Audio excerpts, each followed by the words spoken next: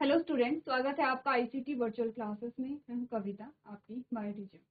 उम्मीद करती हूँ आप सभी अच्छे होंगे और स्वस्थ होंगे। तो क्लास हम डिस्कस कर रहे हैं अपना चैप्टर, जिसमें हम बात कर रहे हैं यहाँ पर principle of inheritance and variation. Chapter का नाम है हमारा, और चैप्टर हम यहाँ पर रिवाइज कर रहे हैं।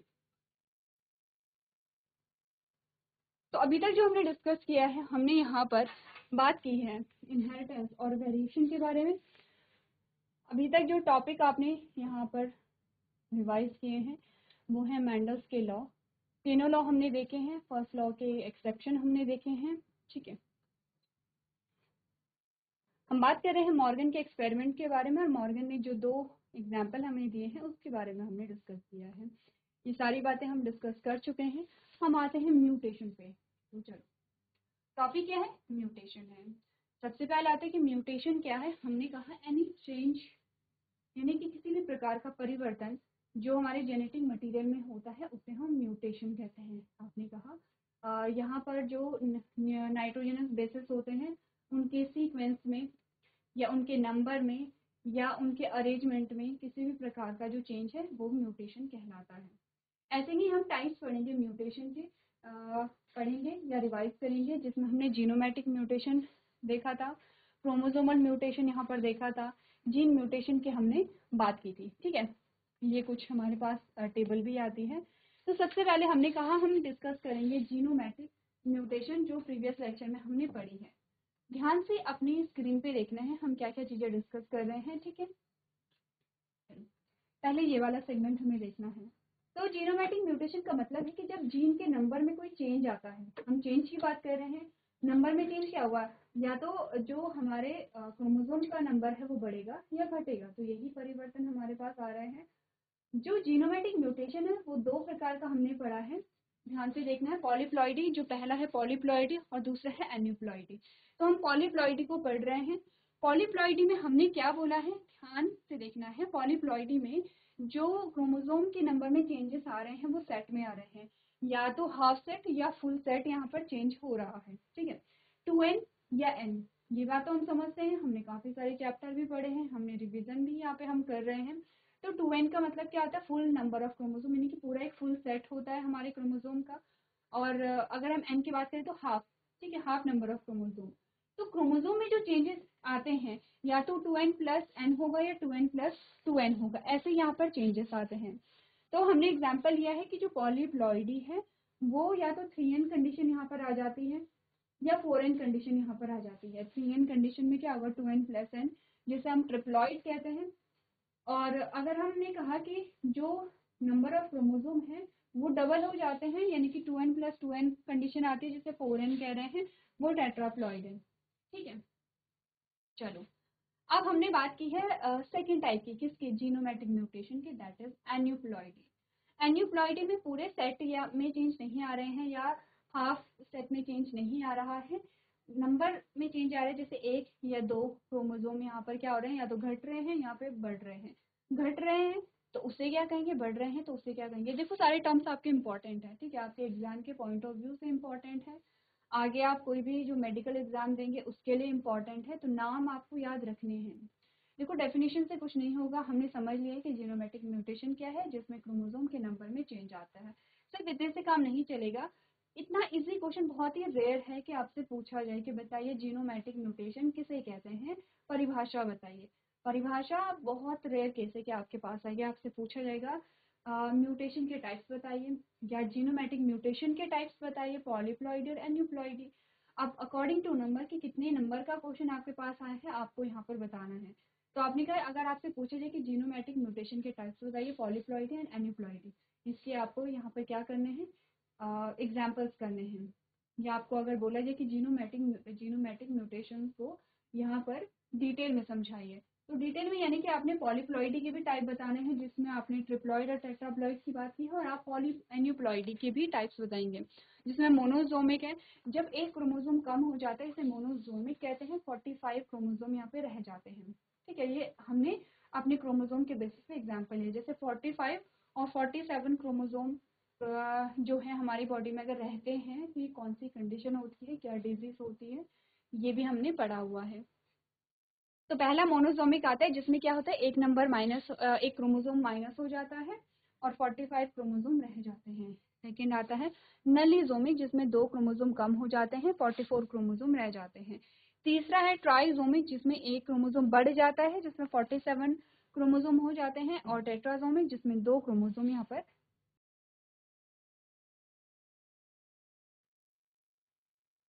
ठीक है, जिसमें 2 क्रोमोसोम यहाँ पर क्या हो जाते हैं, ऐड हो जाते हैं, बढ़ जाते हैं, 48 क्रोमोसोम जो है यहाँ पर रह जाते हैं। ठीक है, चलो अब ये तो बात हमने कर ली थी। सेकेंड टाइप जो आता है यहाँ पर जीन म्यूटेशन का, that is chromosomal mutation. Chromosomal mutation again 2 type का हमारे पास आता है, इंटर क्रोमोसोमल म्यूटेशन और इंट्रा क्रोमोसोमल म्यूटेशन। ध्यान रख लो, एक इंटर है और एक इंट्रा है। डिफरेंस क्या है यहाँ पर इंटर और इंट्रा में वो देखेंगे। ठीक है, पहले हमें इंटर क्रोमोसोमल को ध्यान देना है। अच्छा, ये जो हेडिंग्स आपके पास आ रही हैं, ये सबसे पहले तो आप अपने माइंड में रिकॉल कीजिए कि आप क्या जानते हैं, कितना समझते हैं, कितना याद है आपको जब हमने टॉपिक पढ़ा था। ठीक है, तो हमने कहा कि जो यहाँ पर क्या होता है, इंटर क्रोमोसोमल म्यूटेशन होता है। उसमें क्या है, ये 2 टाइप का होता है, इंसर्शन और ट्रांसलोकेशन। इंसर्शन में क्या होगा, देखो 2 क्रोमोसोम है, हमें पता है कि क्रोमोसोम हमेशा पैर में रहते हैं, जैसे कि ये क्रोमोसोम है और ये हमेशा पैर में रहते हैं, ये हमें पता है। ठीक है, अब यहाँ पर होता क्या है इंसर्शन में कि ये जो क्रोमोसोम है इसका एक सेगमेंट इससे रिमूव होकर के इसके दूसरे क्रोमोसोम पे अटैच हो जाता है, और हमें ऐसी कंडीशन देखने को मिलती है। क्या हुआ, इसका ये वाला पोर्शन इस पे अटैच हो गया है, क्रोमोसोम का एक सेगमेंट, एक पार्ट जो है। कौन सा सेगमेंट, अच्छा सेगमेंट भी ध्यान रखने। इंसर्शन में क्या है, ये हेड वाला जो पोर्शन है वो यहाँ पर क्या हो रहा है, यहाँ से रिमूव होकर के यहाँ आ जा रहा है। ठीक है, इस कंडीशन को हम क्या कहते हैं, इस प्रोसेस को इंसर्शन कहते हैं। ये भी ऑफ कोर्स एबनॉर्मल कंडीशन है। आपने कहा कि अगर इसके जो सेगमेंट है अगर इस पे लग गया है, इट मीन्स की जो जीन है यहाँ पर वो यहाँ आ गए हैं। ठीक है, जबकि हमने कहा था कि क्रोमोसोम हमेशा पैर में होते हैं और इसीलिए जीन भी हमेशा पैर में पाए जाते हैं। इस कंडीशन को क्या कहेंगे, इंसर्शन कहेंगे। इंसर्शन में मैं फिर से रिपीट कर रही हूँ, क्या हो रहा है, 2 क्रोमोसोम है जो हमेशा पैर में रहते हैं, इसमें से एक क्रोमोसोम का जो हेड वाला पोर्शन रिमूव होकर के उसी दूसरे क्रोमोसोम के ऊपर यहाँ पे अटैच हो जाता है। ट्रांसलोकेशन में क्या होता है, देखो ट्रांसलोकेशन में क्या है, ट्रांसलोकेशन में 2 क्रोमोसोम है। ठीक है, 2 क्रोमोसोम में से एक का जो हेड वाला पोर्शन है वो रिमूव होकर के किसी दूसरे क्रोमोसोम पे लग गया है, इस अपने होमोलोगस क्रोमोसोम पे नहीं लगा है।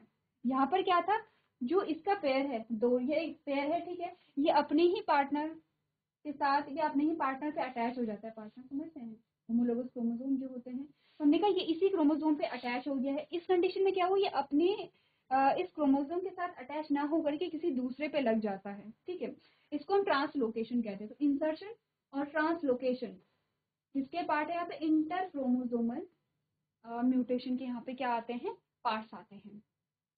ठीक है, इंटर क्रोमोसोमल म्यूटेशन में हमने कहा 2 क्रोमोसोम यहाँ पे इन्वॉल्व होते हैं। ठीक है, क्लियर है इतना।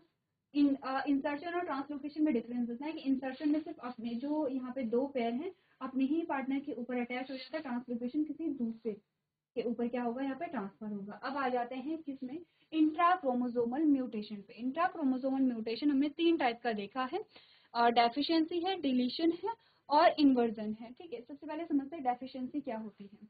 डेफिशिएंसी में ये है कि ये क्रोमोसोम में इसका हेड वाला पोर्शन इससे रिमूव हो जाता है, किसी पे अटैच नहीं हुआ है लेकिन उससे रिमूव हो गया है, तो डेफिशिएंसी हो गई है। डेफिशिएंसी यानी कि अगर कुछ सेगमेंट क्रोमोसोम का हट गया, इट मीन्स कि कुछ हमारे जो जीन है वो तो उससे हट ही गए हैं, डेफिशिएंसी आ गई है।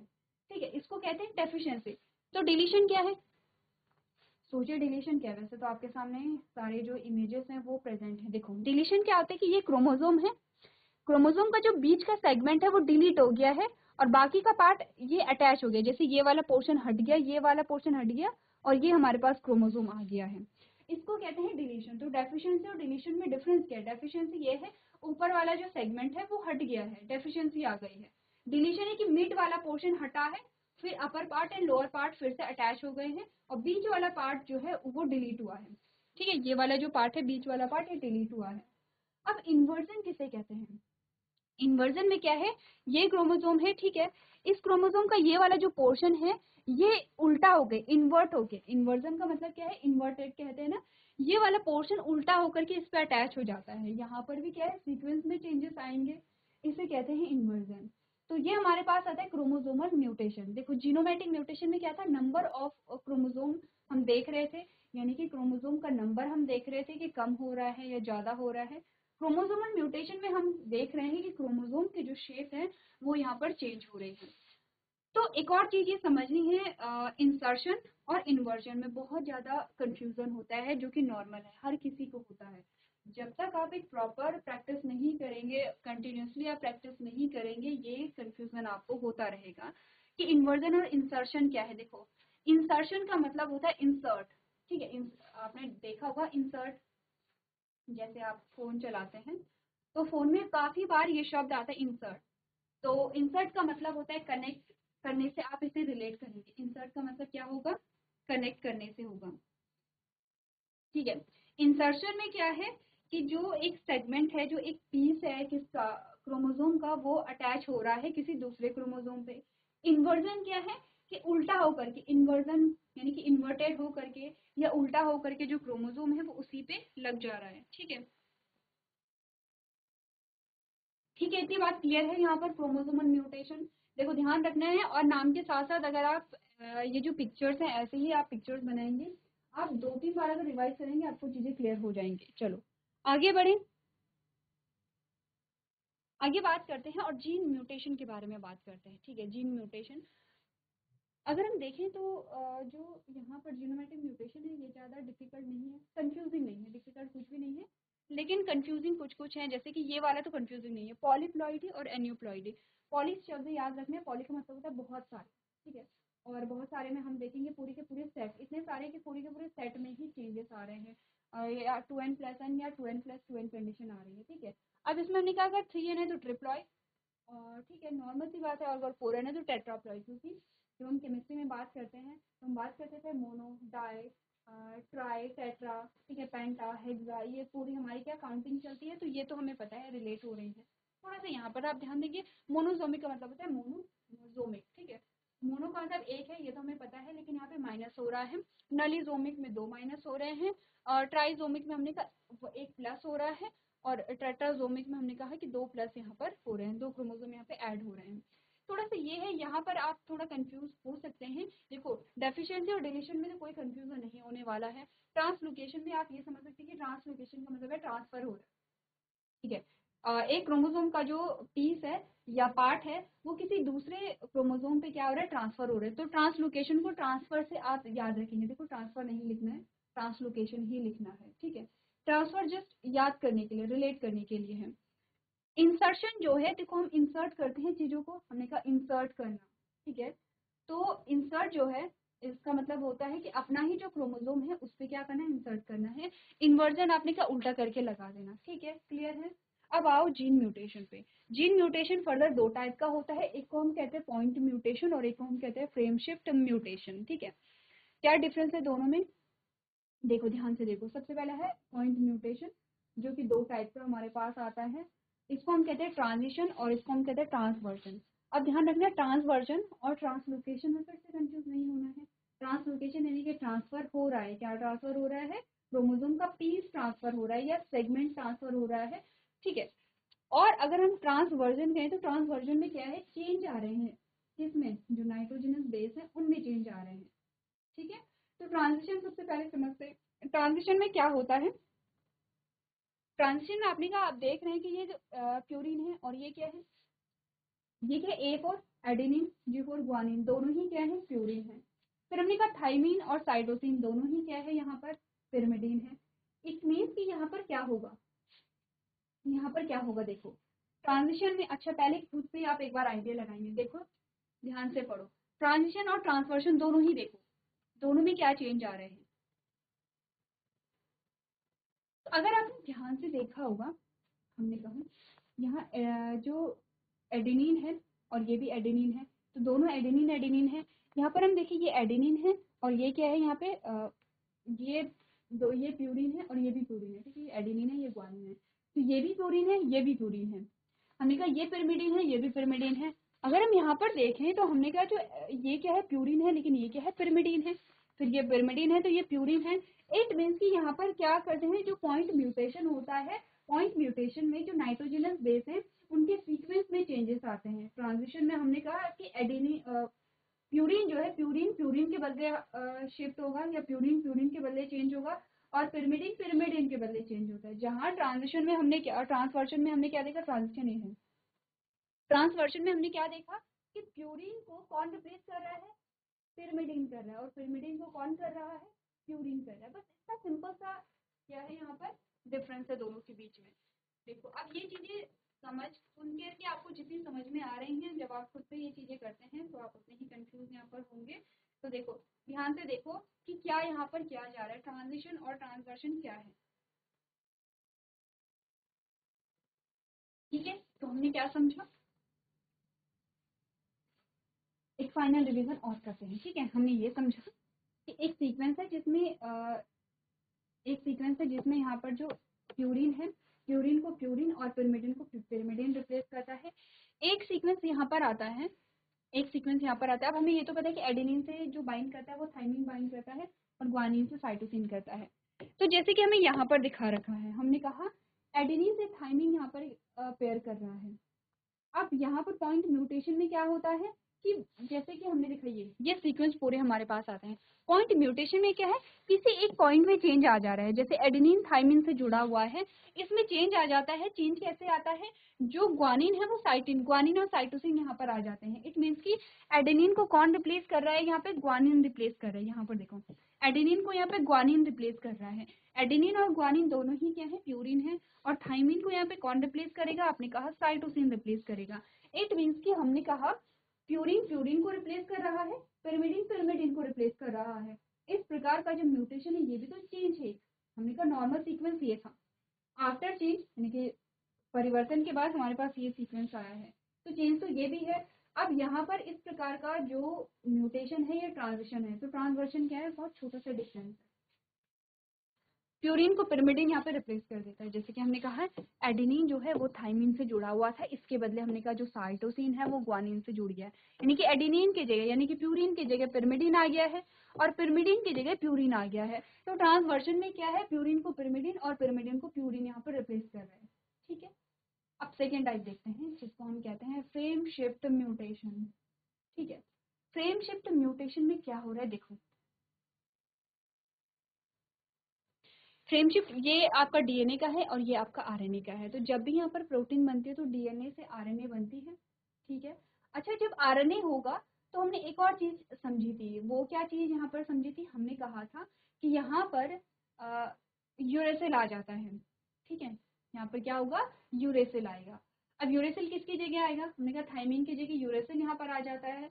उसी के बेसिस पे हमने यहाँ पर देखा है, हमने कहा एडेनिन से क्या जुड़ता है, थाइमिन, तो यहाँ पे यूरेसिल आ गया है। थाइमिन से क्या जुड़ता है, एडेनिन आ गया है।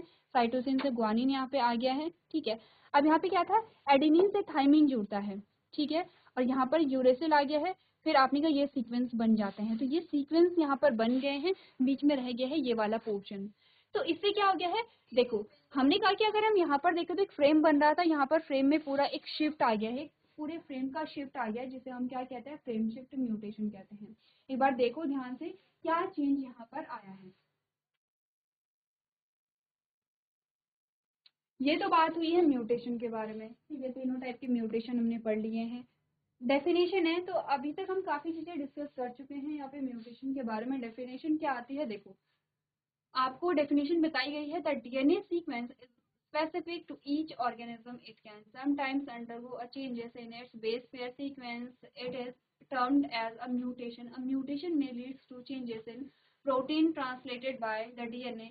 Usually the cells can recognize any damage caused by mutation and repair it before it become permanent. तो हमने कहा कि म्यूटेशन जिन्हें हम उत्परिवर्तनवाद कहते हैं, ये क्या है, तो आपने पढ़ा डीएनए अनुक्रम प्रत्येक जीव के लिए विशिष्ट है। ये कभी कभी इसके बेस जोड़े अनुक्रम में परिवर्तन से गुजर सकता है। इसे उत्परिवर्तन कहा जाता है। उत्परिवर्तन से डीएनए द्वारा अनुवादित प्रोटीन में परिवर्तन हो सकता है। आमतौर पर कोशिकाएं उत्परिवर्तन के कारण होने वाली किसी भी क्षति को पहचान सकती हैं और स्थायी होने से पहले मरम्मत कर सकती है। तो ये इंपॉर्टेंट है।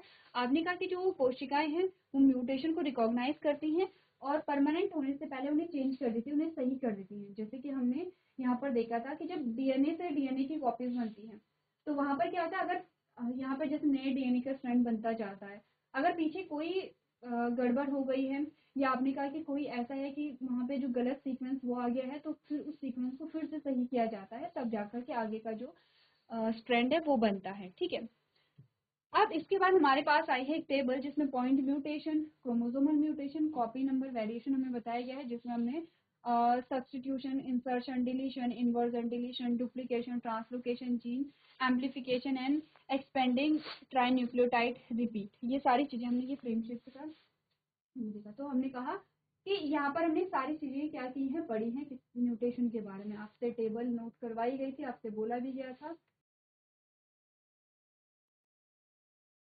चलिए, तो ये टेबल आपको यहाँ पे नोट करने के लिए दी गई थी, आपने नोट की होगी टेबल।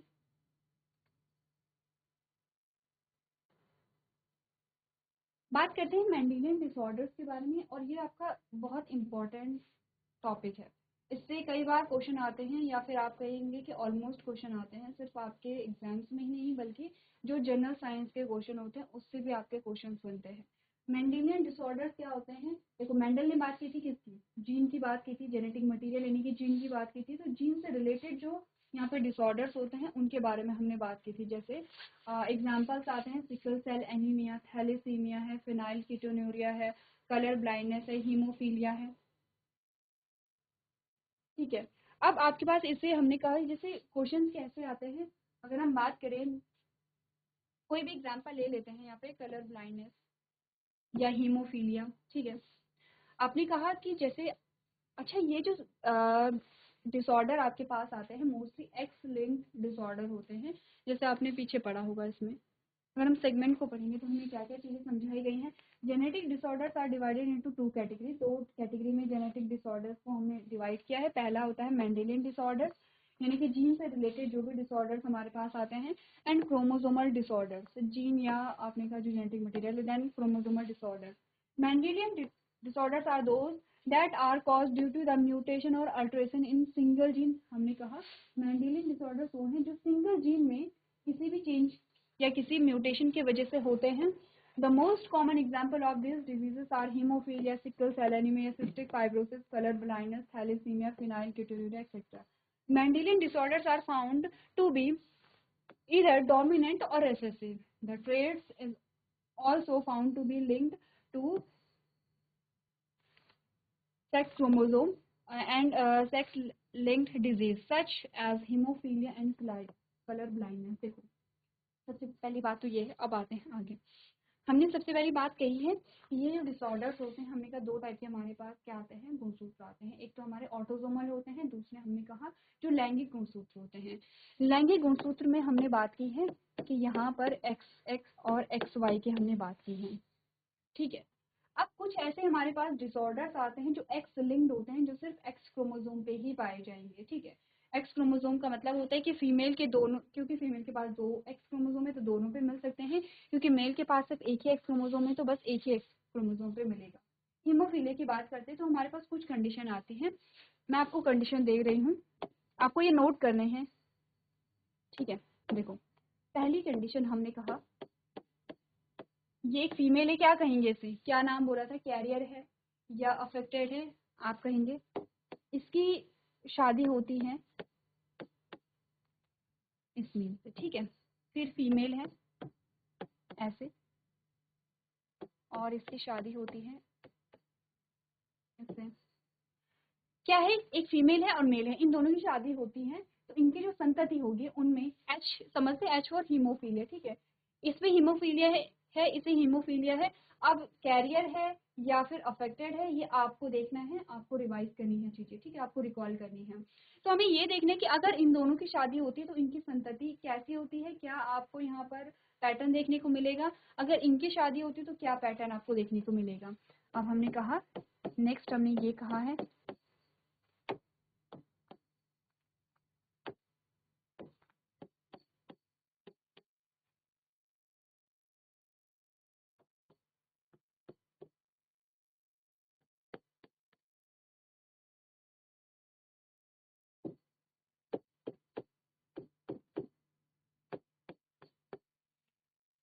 ये कुछ कंडीशंस हमारे पास आती हैं। ठीक है, तो देखो हमने बोला था अगर हम फीमेल की बात करें तो फीमेल यहाँ पे क्या होगी, कैरियर होगी, अफेक्टेड होगी, दोनों क्रोमोसोम पे तो अफेक्टेड होगी। मेल क्या होगा, अफेक्टेड होगा, वो कैरियर नहीं हो सकते क्योंकि उसके एक ही एक्स क्रोमोसोम पे क्या है यहाँ पे हीमोफीलिया के लिए जो हीमोफीलिया जो कॉज करता है उसके लिए रिस्पॉन्सिबल जो जीन है वो प्रेजेंट है। ठीक है, ये फीमेल जो है कैरियर है, यहाँ पे मेल अफेक्टेड है। ये फीमेल नॉर्मल है, इसकी शादी होती है अफेक्टेड पर्सन से। ये कैरियर फीमेल है, इसकी शादी होती है नॉर्मल मेल से। ये अपनी का अफेक्टेड फीमेल है, इसकी शादी होती है नॉर्मल मेल से। तो हमने सारी चीजें देखी कि दोनों एक्स क्रोमोसोम पे यहाँ पर क्या है, हीमोफीलिया के लिए जो हीमोफीलिया के लिए रिस्पॉन्सिबल जो जीन है वो प्रेजेंट है, इसकी शादी होती है अफेक्टेड मेल से। तो इसका जो यहाँ पर जो संतति होगी वो कैसी होंगी यहाँ पे, यानी कि उनमें क्या होगा, हीमोफीलिया के जो कैरेक्टर वो दिखाई देंगे या नहीं दिखाई देंगे। आपने कहा यहाँ पर क्या रिजल्ट आएगा।